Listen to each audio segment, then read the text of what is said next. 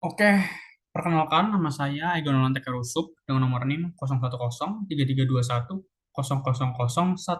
Di sini kita akan membahas mengenai materi yaitu monitoring dan juga controlling.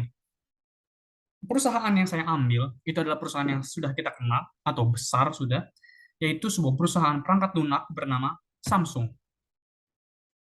Oke, Samsung ini dibuat oleh Lee Byung-chul. Lee Byung-chul itu seperti kalian bisa lihat ada fotonya di sebelah kanan ini ada di gambarnya, ada gambarnya teman-teman. Jadi dia datang menuju kota Daegu. Daegu itu ada di Korea dan kemudian mendirikan Samsung Sangho. Samsung Sangho itu nama Samsung pertama kalinya dan sekarang menjadi Samsung. Jadi Samsung itu mulai membuat perangkat lunak yang dimana mula-mulanya mereka membeli sebuah perusahaan bernama Hangguk Jeonjo Tongsin, yaitu sebuah perusahaan perangkat lunak juga. Jadi Samsung membeli perusahaan tersebut dan memasang label mereka. Jadi sekarang produk awal yang diciptakan dari Samsung itu adalah switchboards. Tapi fasilitas itu terus berkembang dan maju terus sesuai perkembangannya zaman dan sekarang menjadi manufaktur fax dan juga telepon. Hingga saat ini Samsung sudah membuat 800 juta ponsel. Oke, Samsung memiliki sistem yang didirikan dari 3 CEO. Nah, dari 3 CEO ini kita mempunyai Kim Hyun Suk, habis ada Kim Ki Nam, dan juga DJ Ko. Samsung memakai 3 sistem CEO ini karena di mana persaudaraan itu memiliki ikatan yang besar, yang di mana mereka percaya kalau memiliki CEO yang 3 Tritunggal ini merupakan ciri-ciri kesuksesan. Oke, selanjutnya kita akan masuk ke dalam materi kita, yaitu four step of control process. Untuk step pertama, kita punya untuk performance objektif dan juga standar, di mana presentasi adalah alat komunikasi yang dapat digunakan sebagai pidato, laporan, dan juga lainnya. Dan ke step kedua, kita punya untuk mengukur performance yang sebenarnya, atau measure actual performance. Jadi, untuk menentukan apa kinerja sebenarnya seorang manajer harus terlebih dahulu mendapatkan informasi tentangnya. Jadi, dengan demikian langkah pertama dalam kontrol adalah mengukur. Yang step ketiga kita punya untuk membandingkan performance sebenarnya dengan objektif atau standar dan juga standar.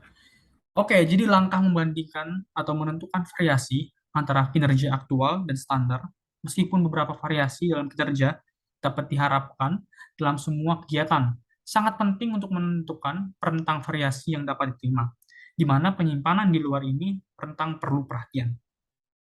Yang step terakhir adalah untuk mengambil tindakan atau take necessary action. Manager dapat memilih di antara 3 kemungkinan, di mana tindakan yang pertama adalah tidak melakukan apa-apa, lalu ada memperbaiki kinerja aktual, dan yang ketiga adalah merevisi standar, karena tidak melakukan apa-apa sudah cukup jelas. Oke, sekarang kita mempunyai types of control atau tipe dari kontrol. Tipe dari kontrol itu ada 3.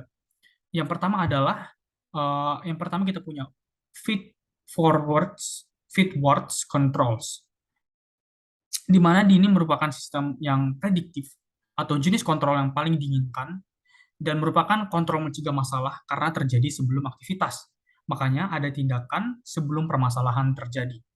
Lalu ada concurrent controls atau kontrol bersamaan, seperti namanya, berlangsung sementara, suatu kegiatan kerja sedang berlangsung. Jadi dia menyelesaikan masalahnya itu ketika masalah tersebut sedang terjadi.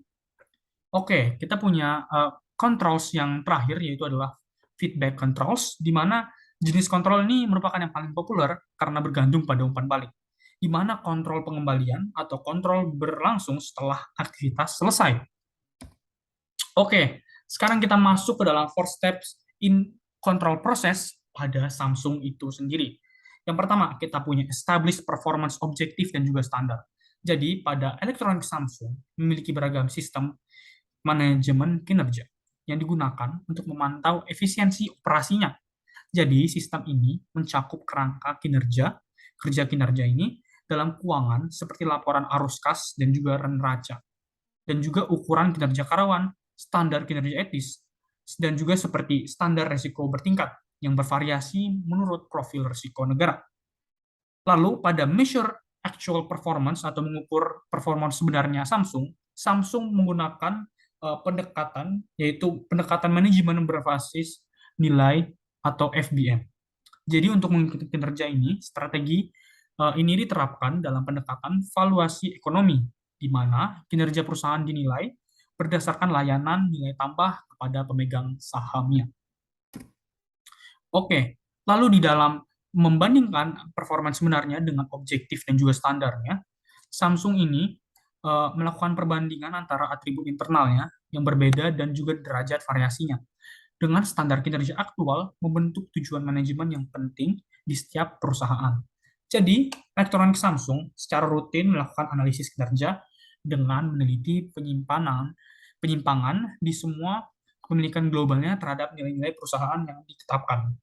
Investigasi ini dilakukan untuk memastikan apakah penyimpangan tersebut muncul dari kekurangan internal atau karena aspek eksternal.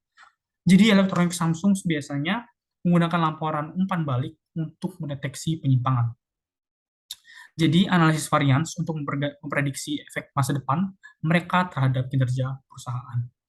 Lalu mereka menggunakan juga melakukan take necessary actions atau tindakan yang dibutuhkan ini, di mana strategi ini biasanya melibatkan merevisi standar yang telah ditetapkan, atau memperbaiki sistem kinerja, atau juga mempertahankan status quo jika tidak ada ketidakkonsistenan yang teridentifikasi.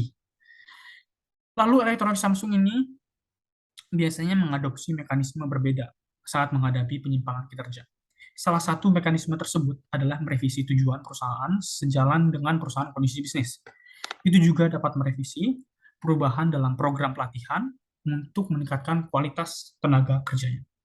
Atau dalam kasus ekstrim, membuat perubahan pada perusahaan tersebut atau juga pada struktur organisasi.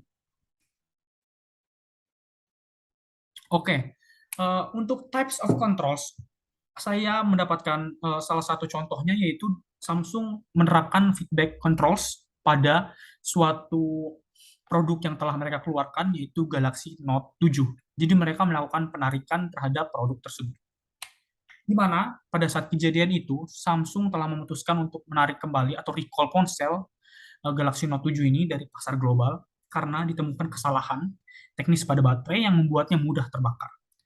Di mana kepala bisnis ponsel pintar Samsung Ko Dongjin dalam jumpa pers menyatakan penyesalannya atas penarikan Galaxy Note 7 dari pasar ini, yang dimana akan mempengaruhi pasar di Korea Selatan dan Amerika Serikat.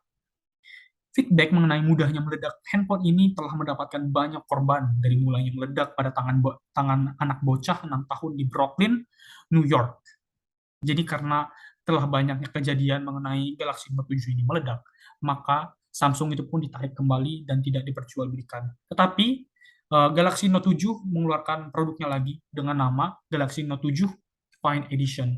Jadi Samsungnya sudah diperbaiki, Galaxy Note 7 ini sudah diperbaiki dengan tidak akan meledak lagi gitu. Oke, itu saja untuk presentasi dari saya. Terima kasih sudah mendengarkan. Thank you.